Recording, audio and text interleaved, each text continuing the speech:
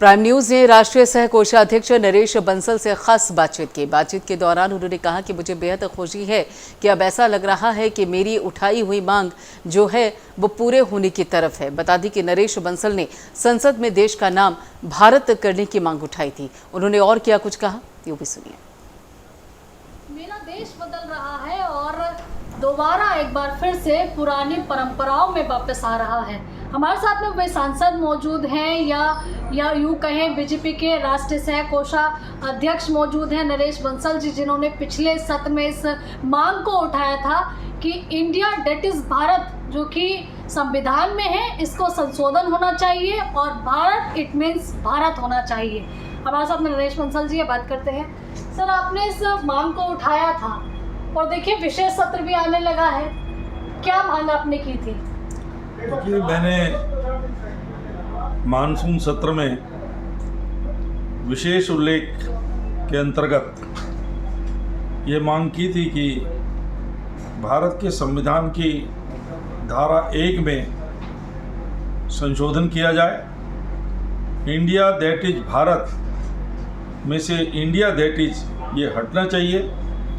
भारत वर्ष नाम दसियों हजार साल से पुराना नाम है।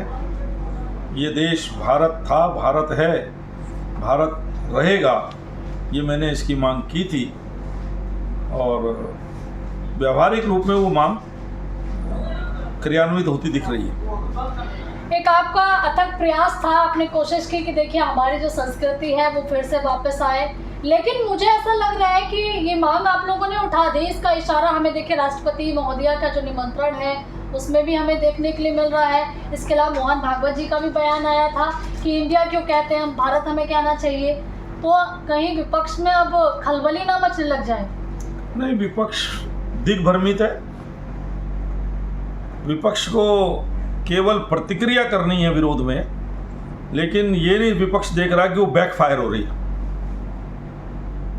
क्योंकि आज ही जो जयराम रमेश जी ने प्रतिक्रिया की है कि जो निमंत्रण पत्र G20 के बटे हैं उस पर राष्ट्रपति जी ने की ओर से वो निमंत्रण पत्र है, उस पर लिखा है प्रेसिडेंट ऑफ भारत, इंडिया क्यों नहीं है।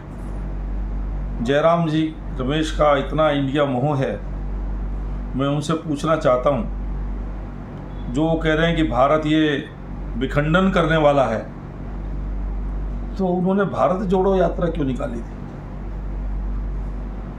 अगर ये विखंडन करने वाला है तो भारत जोड़ो यात्रा नहीं होनी चाहिए थी। क्या होना चाहिए था? मैं कह रहा हूँ उन्होंने इसका मतलब वो विखंडित करना चाहते थे, जो भारत जोड़ो यात्रा नाम रखा। यानी हर चीज में वो लोगों को भ्रमित कर रहे हैं। हाँ।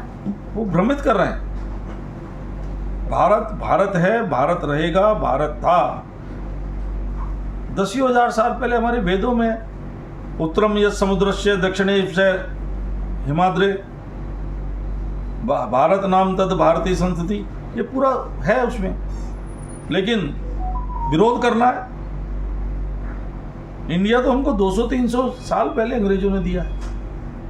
यानी कि आप कह रहे हैं कि अंग्रेजों की जो छाप है उसको आप बदलना चाह रहे हैं, लेकिन एक आरोप आप लोगों पे और लगता रहा है। वो आरोप ये रहा है कि अब जो महागठबंधन विपक्ष का हुआ है उसका नाम इंडिया रख दिया। विपक्ष ने बात बोली भी थी कि अब हम लोगों ने नाम इंडिया दे दिया है, तो अब क्या भारत का नाम भी बदल देंगे, इंग्लिश नाम बदल देंगे? नहीं, भारत का नाम भारत ही था, भारत ही है, भारत ही रहेगा, बदलने का कोई सवाल ही नहीं है। दूसरे ये इतने घमंड में हैं, ये सोचते हैं कि हम जनता को जितना गुमराह करेंगे और जनता गुमराह हो जाएगी। इनके गठबंधन का नाम इंडिया नहीं है, फिर भी ये कह रहे हैं इंडिया है, हमसे डर गए। इन्होंने गठबंधन का नाम दिया है। आप उस पर उनके बैनर पर लिखा देखो, I.N.D.I.A. क्या गठबंधन हुआ? हर अक्षर का बाद डॉट है, एब्रीवेशन है। थोड़ी बहुत अंग्रेजी जो मैं भी जानता हूं, उसका अर्थ सीधा सीधा है कि हर अक्षर का अलग अर्थ है। तो इनका जो आई है, पहला आई दैट इज इटालियन, एन नक्सलवाद, डी डायनेस्टी, आई इस्लामिक, ए एसोसिएशन, ये कुल मिलाकर के विदेशी ताकतों, परिवारवाद, नक्सलवाद और इस्लामिक तुष्टीकरण का घमंडिया गठबंधन है। ये कोई इंडिया गठबंधन नहीं है। एक सवाल ये भी रहेगा, आपने जो अथक प्रयास किया अब वो कहीं ना कहीं सफल होता वो भी दिखाई दे रहा है, क्योंकि उसके प्रमाण मिल रहे हैं, चाहे राष्ट्रपति महोदय का निमंत्रण पत्र हो, इसके अलावा मोहन भागवत जी का भाषण हो, आपने भी संसद में इस बात को उठाया था।